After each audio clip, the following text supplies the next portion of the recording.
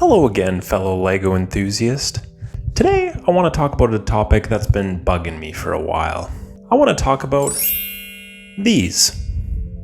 But before we get into it, I want to ask something of you. If you have one of these sets, or if you're interested in them at all, I am genuinely interested in hearing what about these sets appeals to you, because I'm really struggling to find any redeeming qualities in them.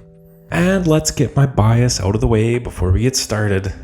Yes, I suppose I don't technically have any of these sets, so I am kind of just judging blindly here. But nonetheless, let's get into it. As I'm sure you are aware, LEGO is not shy about making big, beautiful, expensive display sets. And they have been doing so rather successfully since the early 2000s when they first introduced the first two LEGO Star Wars Ultimate Collector Series sets, the X-Wing and the TIE Interceptor. Since then, adult-focused LEGO sets have really taken off and they've bled into pretty much every major LEGO theme. Of course, Ultimate Collector Series in Star Wars is still very much alive and well. Ninjago has their flagship modular sets, which are beautiful. Technic has the 1/8 supercars and now the large motorcycles. I think they're like, what scale? 1/5 scale maybe? Not sure. Harry Potter has their massive direct-to-consumer sets. LEGO Ideas has plenty of massive displayable sets.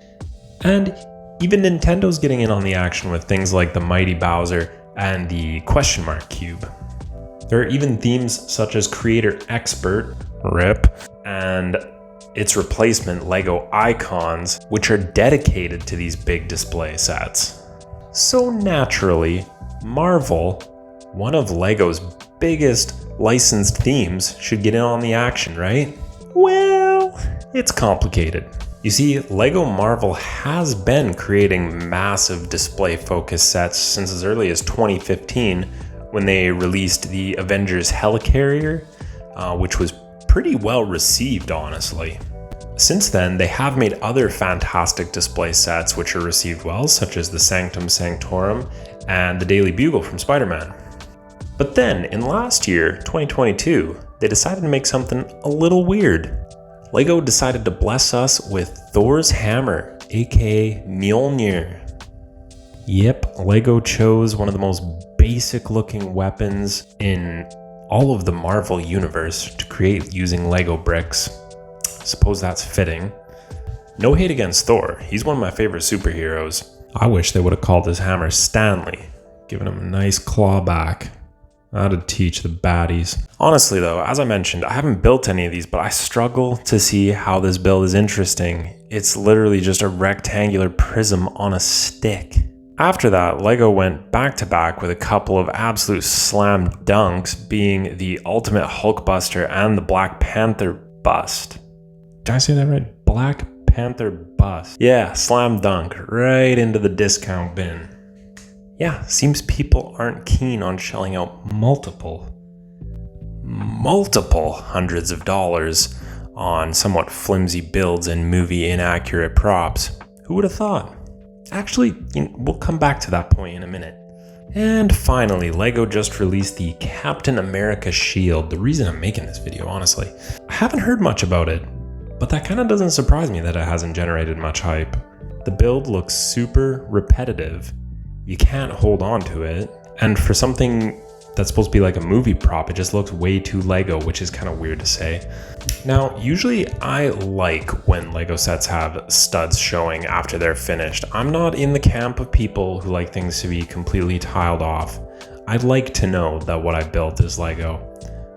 But it seems to me the point of these, hence with Mjolnir being completely tiled off pretty much, is to look like a movie prop, which the shield does not. And also, this is pure speculation, but I suspect we will see this in the discount bin very shortly. Almost $300 Canadian, you have got to be kidding me. Specifics aside, I want to discuss my main issue with these sets. It's the target consumers. I just don't understand who LEGO is trying to market these sets to. LEGO fans clearly aren't the target audience due to the clear lack of buzz and the quick pace at which these sets find themselves in the discount bin. So you might be thinking, these sets are more geared towards LEGO casuals, right? Marvel diehards, but LEGO lightweights, yeah? Well, I'm not so sure of that. Well, at least I'm not so sure that those people are buying it. See, it's my belief that if you are a diehard Marvel fan, or if you're perhaps buying a gift for a diehard Marvel fan, you might be looking around for one of these movie-accurate props of some sort. The problem is, you're kind of spoiled for choice if you're doing that. You want an accurate one-to-one Captain America shield made from metal?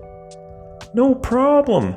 You've got tons of options delivered to your door for right around $100, less than half the cost of the LEGO variant. Hot dang almighty, that is reasonable. What about Mjolnir then? Well, once again, for right around the same price, you can get a screen accurate version with a stand. And it looks way cooler than the LEGO variant in my opinion, with the etching along the edges of the hammer. Even the Black Panther bust, you can get a movie accurate version for just $100 Canadian. That's like a fourth of the price of the LEGO version. I mean, I'm not really the type of person to display the bust of my favorite character in my home. But imagine if I was. I would be very pleased. And do we even need to talk about the Hulkbuster? Ugh, fine, okay, we'll talk about it, but quick.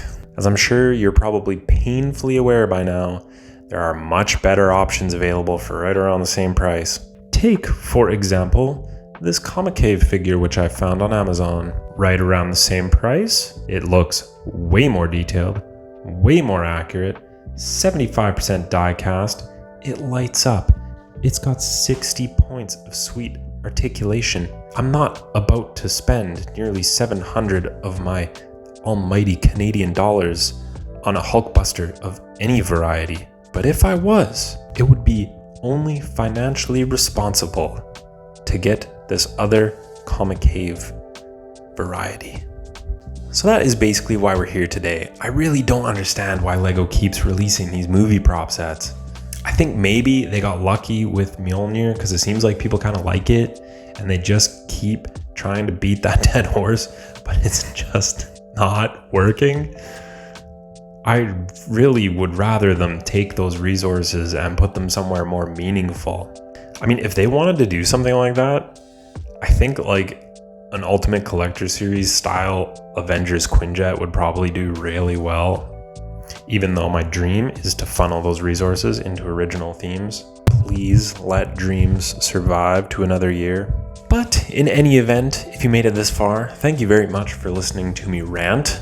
If it wasn't clear, I shan't be picking any of these up soon. And if you enjoyed this rant, please do consider liking and subscribing to this video and channel respectively.